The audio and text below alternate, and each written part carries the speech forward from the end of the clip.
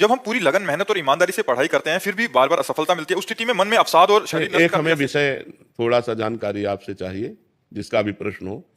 क्या परीक्षा हमारे चैप्टर से अलग होती है क्या? अपने चैप्टर को सही ढंग से स्वाध्याय ना करना है, ये हमारी गलती है। ये बात लोग गलत कहते हैं कि हम प्रयत्न करने पर भी असफल रहे। तुम्हारा प्रयत्न ही ठीक नहीं था।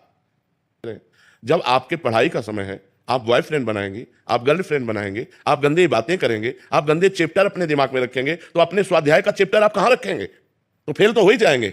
यदि संत जन, गुरुदेव जन अपने शिष्य जनों या अपने प्रियजनों को मुंह चुपड़ी बात करें, वो ठीक नहीं है, उसका नाश हो जाएगा। अगर वैद्य रोगी के अनुकूल बोलेगा तो नाश हो जाएगा, अगर मंत्री राजा के अनुकूल बोलेगा तो नाश हो जाएगा। मंत्री को चाहिए राजनीति के अनुकूल बोले, वैद्य को चाहिए उसके स्वास्थ्य के अनुकूल बोले, गुरु को चाहिए शिष्य का मंगल हो, ऐसा अनुकूल बोले। तो आप हमको ये विचार बता दीजिए कि अपने चैप्टर से अलग प्रश्न अगर दिया जाए तब तो हो कि हमारा प्रयत्न सफल हो गया। अपने चैप्टर पर अगर हम हैं तो हम फेल नहीं हो सकते। अपना चैप्टर बदल दिया। एक 17 साल की बच्ची यहां बैठे हुए कह रही थी मैं शराब पीती हूं, मैं सिगरेट पीती हूं, यहीं बैठ के बोली थी। तो उससे मुझे लगता है अनुमान, जब प्रायः हम बच्चों और बच्चियों से बात करते हैं, कि शायद ऐसी कोई बच्ची होगी जिसके बॉयफ्रेंड ना हो, शायद ऐसा कोई बच्चा होगा जिसके गर्लफ्रेंड ना हो, नहीं तो प्रायः इस गंदगी में बह रहे हैं बच्चे। अब जब तुमने इंद्रियों की विलासिता स्वीकार कर ली, व्यसन स्वीकार कर लिया, तो विद्या अध्ययन कर पाओगे?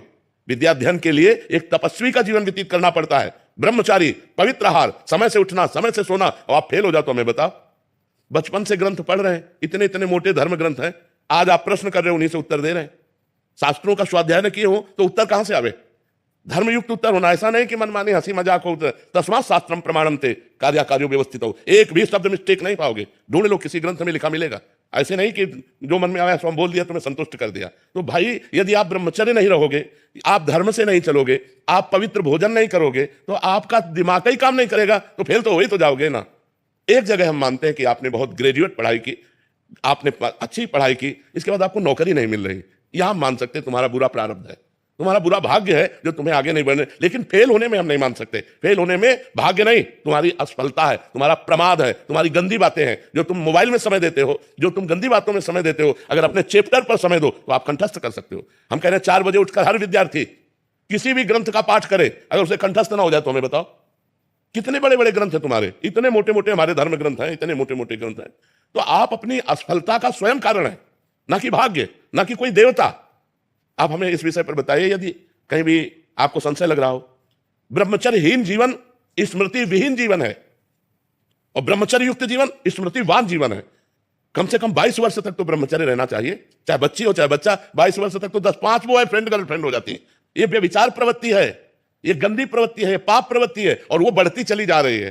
तो ऐसे ही 10वें बच्चों से जब या बच्चियों से संपर्क होता है तो अपनी पत्नी या पति पे प्यार नहीं होता, वो गलत धर्म से बाहर वो अपना जीवन व्यतीत करते हैं। इसलिए हमारी प्रार्थना है, हम असफलता को सफलता में बदलने के लिए मनुष्य जीवन प्राप्त किया है, पर संयम, तपस्या, व्रत, नियम, इनके द्वारा हम अपने आए हुए बुरे प्रारब्ध पर आक्रमण करके हम विजय प्राप्त। आज ये सब कहां रह गया?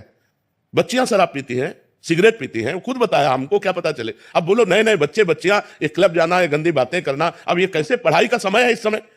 20-22 वर्ष तक आप ब्रह्मचर्य लेकर पढ़िए, और यदि आपको कोई परास्त कर दे तो हमें बताइए। आप खुद अपने संयम को बिगाड़ रहे हैं, छोटे छोटे बच्चे बिगाड़ रहे हैं। तो हम ये नहीं कहते कि आप किए होगे गर्लफ्रेंड बॉयफ्रेंड, लेकिन हम कहते हैं ये आदतें, ये मोबाइल की गंदी बातें, ये हमारे दिमाग को अपनी तरफ खींच लेती हैं, जिससे हम अपने चैप्टर में स्थित नहीं रह पाते और हम फेल हो जाते हैं। हमें जो कारण समझ में आ रहा है। अब अगर आपको और कोई कारण समझ में आ रहा हो तो आप बताइए।